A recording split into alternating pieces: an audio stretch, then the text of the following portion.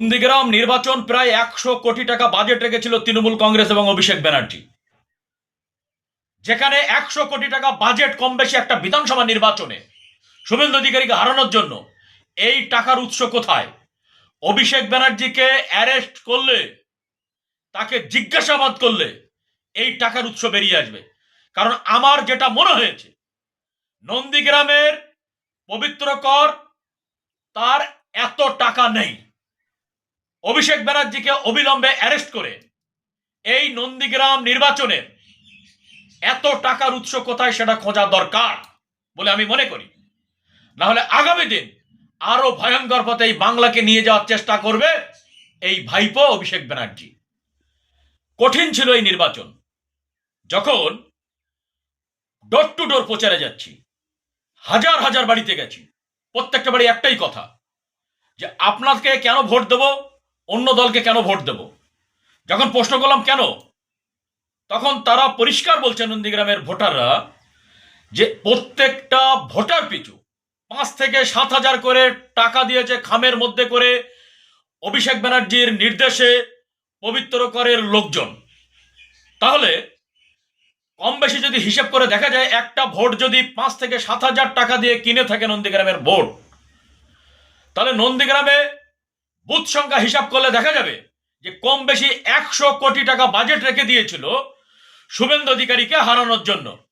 কিন্তু নন্দীগ্রামের মানুষ টাকা নিয়েছে, টাকা নিয়ে তারা তৃণমূল কংগ্রেসকে ভোট দেয়নি। সুষ্ঠু গণতান্ত্রিক পদ্ধতিতে একটা সরকার গড়ার জন্য, একটা বিধায়ক তৈরির জন্য তারা শুভেন্দু অধিকারীকে ভোট দিয়েছে, ভোট দিয়ে জিতিয়েছে। এই নন্দীগ্রামের নির্বাচন ছিল কঠিন কঠিন নির্বাচন।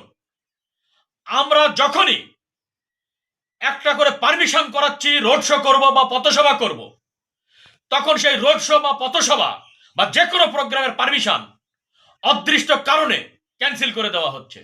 আমরা তার কারণ খুঁজে পাচ্ছি না।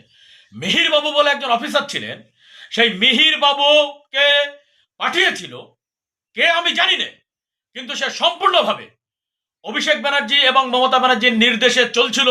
এক কথায় তৃণমূল কংগ্রেসের পক্ষে কথা বলছিল, তৃণমূল কংগ্রেসের পক্ষে কাজ করছিল বলে আমাদের মনে হচ্ছিল। অর্থাৎ নন্দীগ্রামের নির্বাচনটা ছিল কঠিন কঠিন কঠিন নির্বাচন।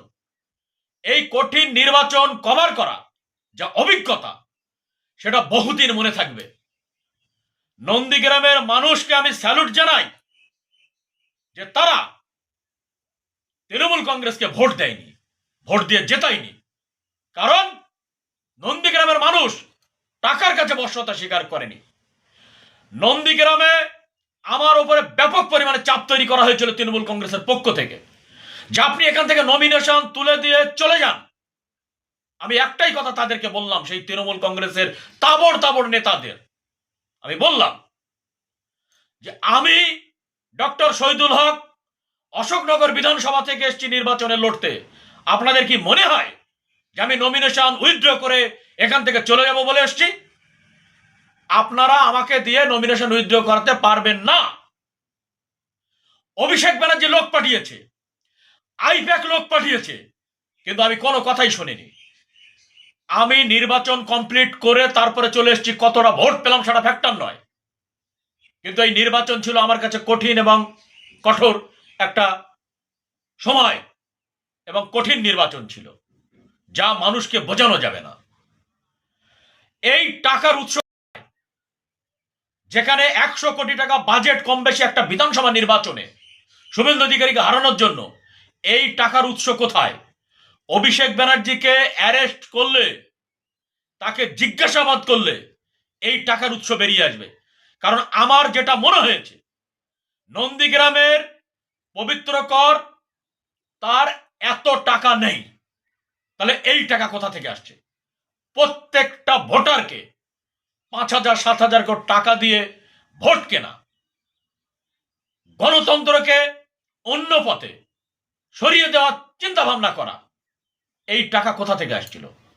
এই টাকা আমার তো মনে হয় না যে এগুলো আমাদের কোনো দেশের টাকা। সুতরাং অভিষেক ব্যানার্জিকে অ্যারেস্ট করলে এই টাকার উৎস জানা যাবে। এবং আইপ্যাকের যে ছেলেটা ওখানে দায়িত্ব ছিল, ওই ছেলেটাকে অ্যারেস্ট করলেও এই টাকার উৎস জানা যাবে। এছাড়া উত্তর 24 পরগনা জেলার একজন সাংসদ ছিল এবং পূর্ব মেদিনীপুরের একাধিক নেতা, এরা এই টোটাল কর্মকাণ্ডের সঙ্গে জড়িত, যারা কিনা অভিষেক ব্যানার্জির নেতৃত্বে কাজ করছিল শুভেন্দু অধিকারীকে হারানোর জন্য। তাই আমি বলবো, অভিষেক ব্যানার্জিকে অবিলম্বে অ্যারেস্ট করে এই নন্দীগ্রাম নির্বাচনের এত টাকার উৎস কোথায় সেটা খোঁজা দরকার বলে আমি মনে করি। না হলে আগামী দিন আরো ভয়ঙ্কর পথে এই বাংলাকে নিয়ে যাওয়ার চেষ্টা করবে এই ভাইপো অভিষেক ব্যানার্জি। এইটুকুনি বলে দিলাম।